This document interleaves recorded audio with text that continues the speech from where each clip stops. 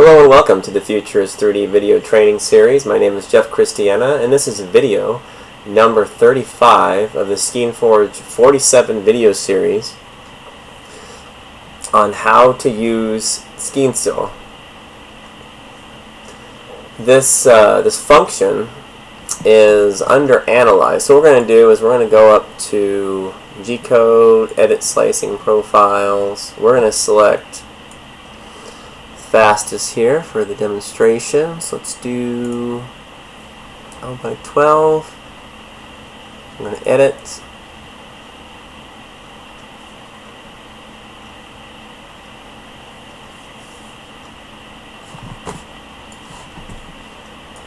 And we're going to go to Analyze.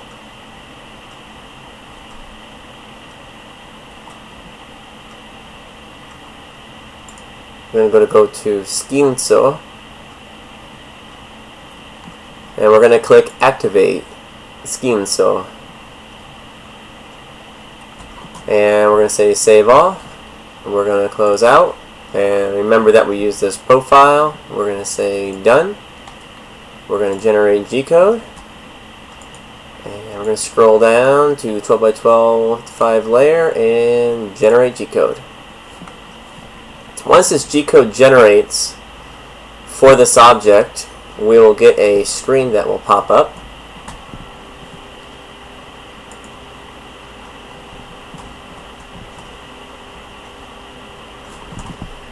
Okay, what will happen is your generating toolpath will sit here.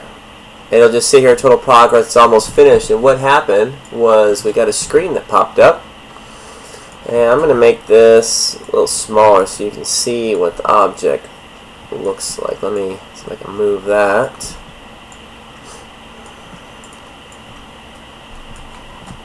So go ahead and take this. Let's scale this down so you can see it.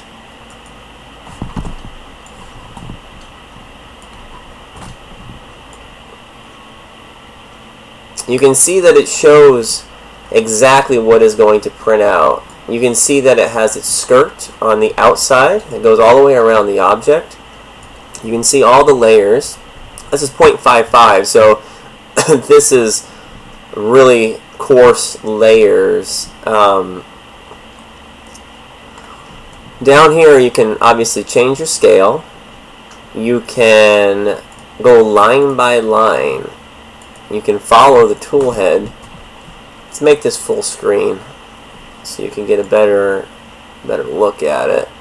So if we do line by line, you can see how the tool path will go around your object, line by line, and then once it enters the object, you might have to drop down here a bit. There we go. We're going to go and play those. You can see how the tool head is going in and out, in and out. You can see, you can actually watch what your print job is going to do. You know, and if it doesn't look right here, it's not going to look right when it prints. So you've got, you can go backwards, and you can go forwards through your lines, and we can stop this. And then you've got your layers. You can play through your layers, one layer at a time. So you can see it finishing layer after layer after layer until it finally gets to the top. And to finish. And you can go back.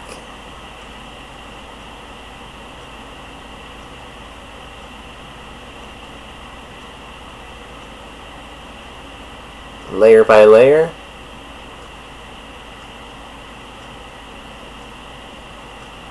Layer 1. Okay, and it stops. You can use these tools over here to move the object.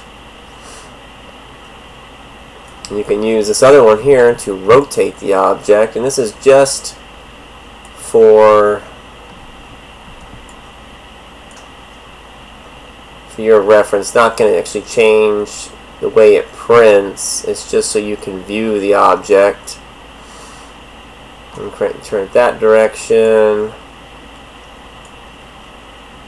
direction.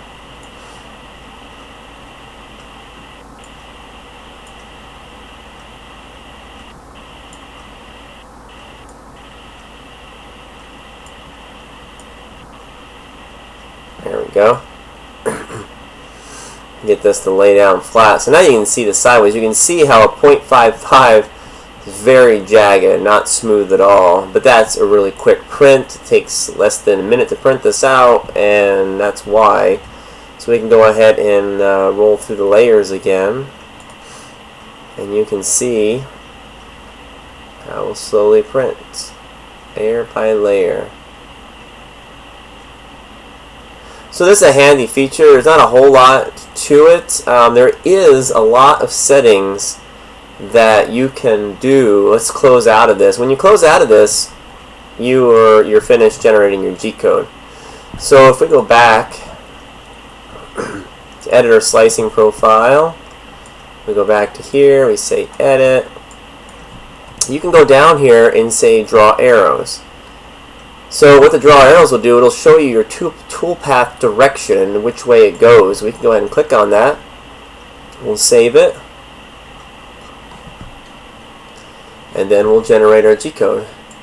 So when this G-code is generated, it'll pop the screen back up, and then you'll be able to actually watch the path at which your head will take. And there's a lot of settings in there, so there's a lot of things that are fun. So we'll wait till this generates, and then we'll see what it does.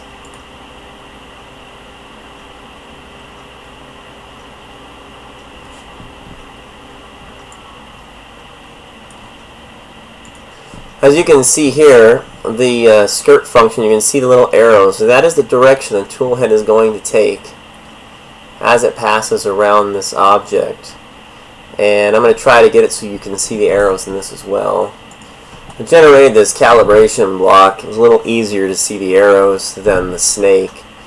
So what you've got here is you can see the direction in which it will make your holes, your circles, how the tool head will go around. Tool head goes around each one of these. Then you can see how the infill is going to look before you even print it. So this is how close that infill width is, and your perimeter width, and then you've also got your skirt function out here. So this is really handy to really see what's going on. Let's go ahead and play this layer by. There's only like I think 2 layers on this.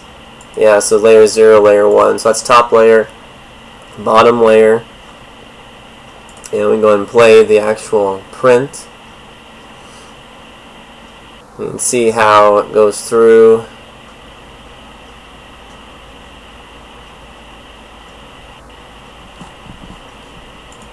As it's zipping along, it's kind of hard to see. You can kind of see the outline of the tip zooming around. It's a gray, so it's kind of hard to see here. You'll see as it starts getting into the higher lines how it will start doing the infill. Down below here you'll see total lines it takes to print the part. So you can see it's just whipping through right now. You can see it's doing the traveling. It's going through at a fairly quick speed here. Now we're doing the infill. So this is back and forth to fill in that infill. And you can see with the arrow it's going this direction, this direction, this direction, this direction. So you can see that it knows, and also if you have any gaps or any kind of strange things, you can go in here and look and see, okay, is my blue touching the yellow, you know, on my perimeter or my circles. So it's just zipping through. So we've done 970 some passes here as it whips through the object.